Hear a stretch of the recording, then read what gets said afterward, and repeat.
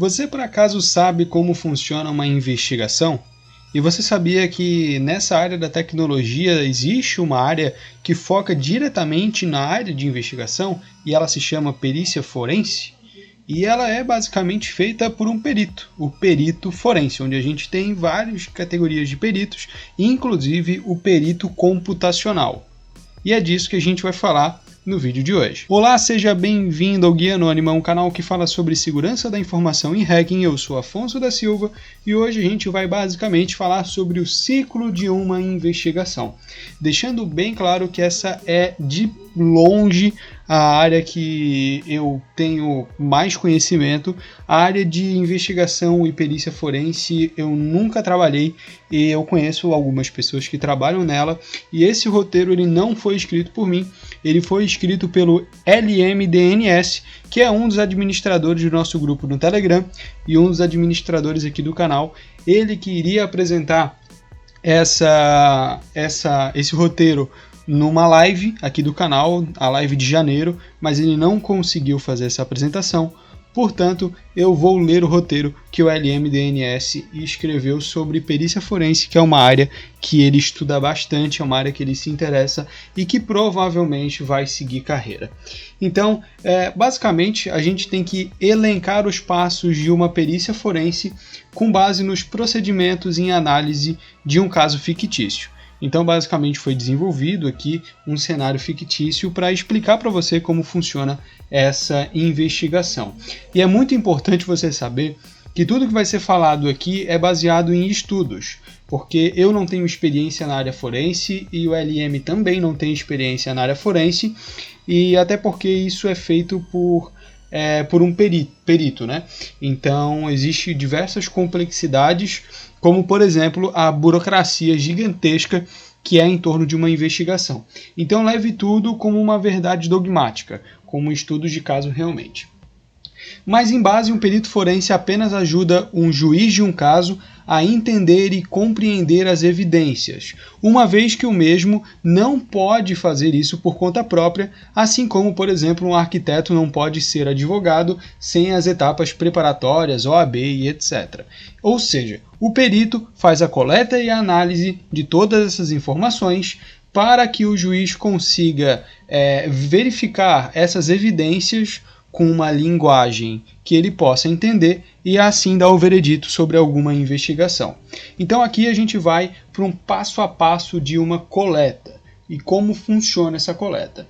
Basicamente ela funciona da seguinte maneira: coletar, examinar, analisar e dar o laudo, né? Dar o resultado. Mas a gente vai falar aqui, é claro, da etapa de tudo isso e de como isso funciona, começando pelo local do crime.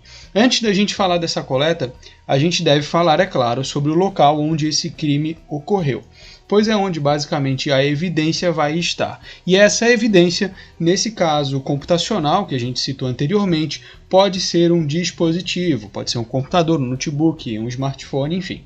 E é importante sempre tirar foto do local, identificar as pessoas no local, no momento que tudo aquilo ocorreu, para que futuramente você possa elaborar um laudo. Quanto mais informações, melhor, para que futuramente você não tenha nenhum tipo de problema. Você deve documentar tudo isso, tudo que foi ocorrido, quem que estava lá na hora, como que estavam as coisas naquele momento. Você deve basicamente documentar tudo para não ter problema, já que você está lidando diretamente com a lei.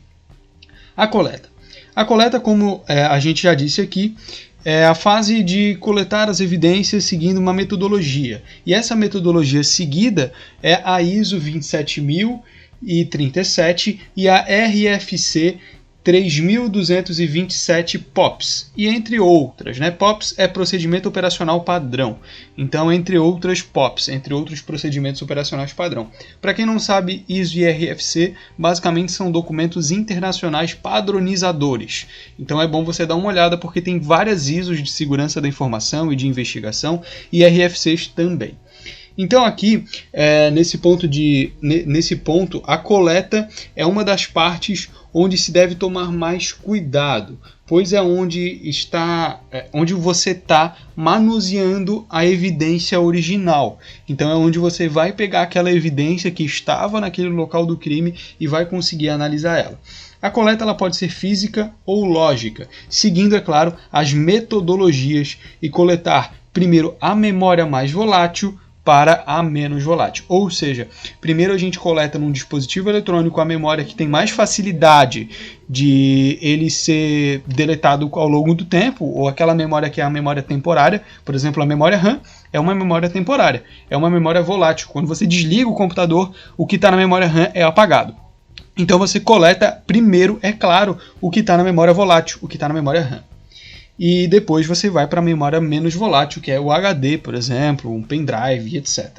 Existem aparelhos que fazem a coleta fisicamente com o bloqueio de escrita, e existem softwares que fazem o mesmo. Então, para isso tudo, existem hardwares e softwares. Sempre é bom, na coleta, se atentar a detalhes, pois uma coleta é feita em espelhamento, a técnica de bit a bit. Os HDs devem ser iguais aos setores de bit e bytes por setor.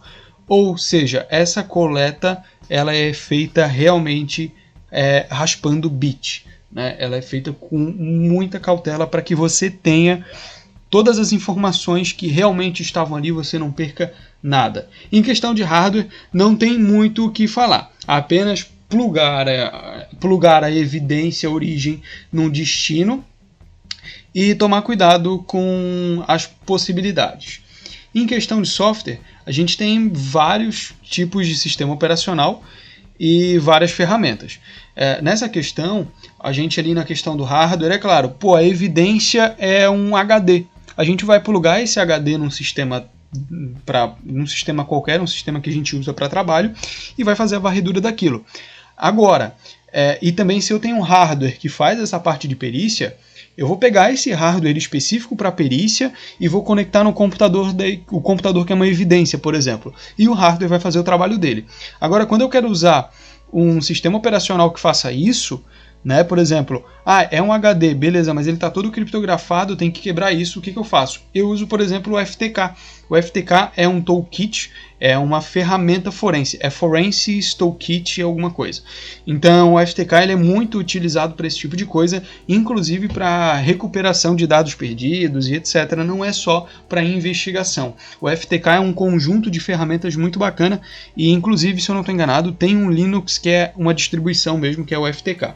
O objetivo da coleta é não causar alteração na evidência, porém, em último caso, optar por causar leves alterações na evidência, e tudo isso deve ser descrito no laudo final. Ou seja, o intuito de escovar bit a bit é você conseguir pegar todas as informações originais, mas se você tiver que fazer algum dano a essas informações para coletar elas, por exemplo, eu tenho esse HD aqui que é a minha evidência e eu não consigo pegar 100% dele porque ele tem uma certa criptografia. Aí eu posso optar por, ou eu pego só 50% do HD e não causo dano nenhum a ele, ou eu pego 90% do HD causando leve dano, causando o mínimo de dano possível. E aí o perito geralmente escolhe por causar um leve dano e pegar maior parte daquele HD. A gente vai para outra etapa, que é a análise ou exame. Na análise não tem muito o que ser dito. Analisar as evidências e descrever no laudo o que achou de importante para ter, e sempre ter, é claro, a imparcialidade. Aqui é usado técnicas de recuperação e existe também um grande desafio para os profissionais da área, que é o famoso antiforense. Criptografia, estenografia e etc., que é o que geralmente é utilizado por dispositivos eletrônicos utilizados por criminosos, como, por exemplo, colocar uma criptografia forte no HD, fazer uma estenografia em imagens que estão dentro daquele HD para conseguir esconder informação, fazer uma estenografia em áudios que estão dentro do HD. Então, isso tudo é o antiforense que é chamado, e é claro que é de responsabilidade do perito forense tentar quebrar, dar um bypass nesse antiforense. A elaboração de um laudo. Aqui você tem que documentar, fazer o laudo onde existem diversos tipos de laudo, é claro, para diversas situações. Porém, a base do laudo ela é bem objetiva, é descrever um passo a passo do que foi feito para que alguém possa ler aquele laudo e julgar, tá? Se o procedimento foi padrão ou não.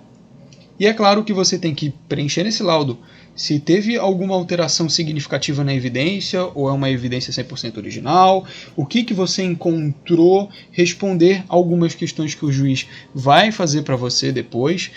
Geralmente o juiz ele já formula algumas perguntas e você tem como objetivo responder essas perguntas naquele laudo. Caso você não encontre nada, apenas diga a verdade, diga que nada foi encontrado e que o que foi encontrado é isso, aquilo e aquele outro. Por exemplo, se o juiz tem uma pergunta pré-definida dizendo que esse cara ele tinha arquivos piratas no computador dele, nesse HD, se você não achou nenhum arquivo pirata, você tem que dizer a verdade. Não, eu não achei arquivo pirata, mas achei isso, aquilo e aquele outro.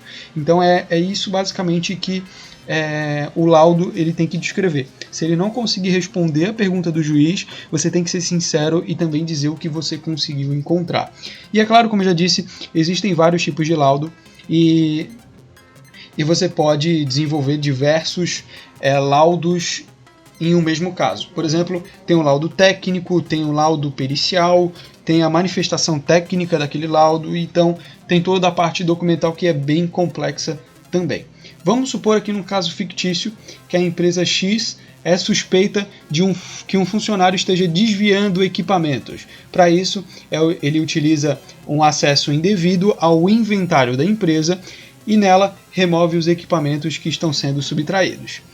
Então, o senhor, dono da empresa, contrata um consultor para lhe ajudar a desvendar quem é esse funcionário. O senhor, dono da empresa, tem algumas suspeitas, então a gente vai começar por ali mesmo. A gente vai até a mesa e encontra o computador desligado desse suspeito do dono da empresa.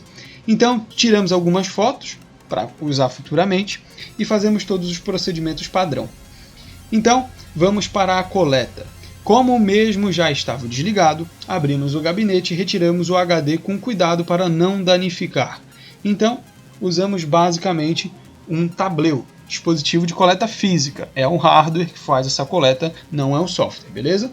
Após terminar o processo, deixamos tudo do jeito que estava. Partimos para a análise das evidências, conectamos o mesmo computador de trabalho, num laboratório, basicamente, e fazemos a pesquisa. Usamos o FTK para fazer essa pesquisa através, é claro, do hardware que a gente retirou, que foi responsável por copiar todas as informações.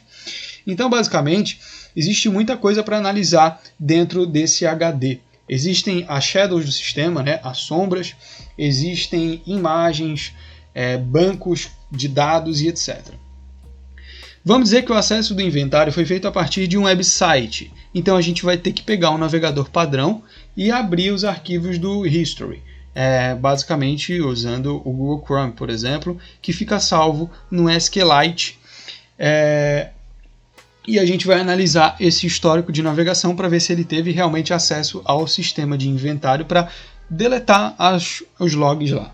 Tá? Então o dono passou o acesso do sistema, porém não quer dizer que ele fez algo. Então procuramos algumas coisas a ver com links que possam apontar a remoção, como por exemplo um link que leve esse navegador diretamente ao sistema de inventário da empresa. Então, vendo toda a parte de histórico do navegador, a gente vê que esse funcionário acessou sim o sistema de inventário e no login data tem um login e senha que não pertence àquele colaborador, pertence a alguém do inventário. Logo, a gente já supõe que essa pessoa realmente subtraiu os dispositivos da empresa, ele é o culpado. Porém, a gente não pode esquecer que as datas que estão naquele arquivo de log, elas também podem ser utilizadas como prova. Após terminar essa etapa, é feito um laudo. Lembrando que nesse laudo vai estar descrito todo o processo que foi feito dentro dessa empresa para chegar a dizer que aquele funcionário ele é o culpado, porque ele acessou o sistema de inventário no login de um funcionário do inventário através da máquina dele no horário que foi deletado um dispositivo no sistema de inventário da empresa. Então a gente pressupõe, é claro, que ele é o culpado. Esse cenário é totalmente fictício, vendo em conta, né, que a análise pode demorar dias, semanas e até mesmo meses. O caso da Lava Jato é um exemplo, tá? E que demorou, que é um caso, né? A Lava Jato em si é uma investigação que demora muito tempo até conseguir pegar alguém, mas é feito através de peritos forense também. E é claro que esse exemplo foi dado de forma muito resumida para ficar mais dinâmico e rápido o vídeo, porque se a gente for passar esse procedimento passo a passo, acredito que dê aí uns 40 minutos tranquilo de vídeo. E é claro que se você quiser saber mais metodologias e etc., existem diversas fontes na internet que explicam sobre forense com muito mais propriedade do que eu, já como eu disse para vocês, não é a minha área e sempre que eu preciso de um perito forense, de um serviço de forense digital, eu chamo meus parceiros, né, meus amigos de serviço, né, conhecidos meus que trabalham na área que eu tenho confiança e que possam pegar o caso. E os pilares da segurança da informação também se aplicam ao forense, ou seja, confidencialidade, integridade e disponibilidade, beleza? Então, basicamente, esse é o vídeo. Eu gostaria de agradecer novamente ao LM-DNS, que desenvolveu esse roteiro para mim. Deu aí quase 18 minutos de vídeo. Espero que você tenha entendido. Se você tiver alguma dúvida, entra no nosso grupo do Telegram, que é bit.ly/GA-Telegram, e pergunta diretamente ao LM-DNS, que ele está lá no grupo, é só marcar ele, beleza? Então basicamente é isso, espero que você tenha curtido, e se você curtiu aí a área de forense, é uma ótima área para se seguir. E é claro que você tem que estudar muito, já que você vai ter que analisar todos os casos. E que se você gosta de segurança da informação, gosta de criptografia, gosta de analisar casos que já ocorreram, talvez a área de forense digital seja muito interessante para você. Muito obrigado pela sua visualização. Não se esqueça de deixar o like e se inscrever no canal se você não é inscrito. E dá uma olhada na descrição, porque a gente tem cursos de segurança da informação e hacking com um valor um pouco mais atrativo, beleza? Então é isso, muito obrigado e até a próxima. Valeu e tchau, tchau.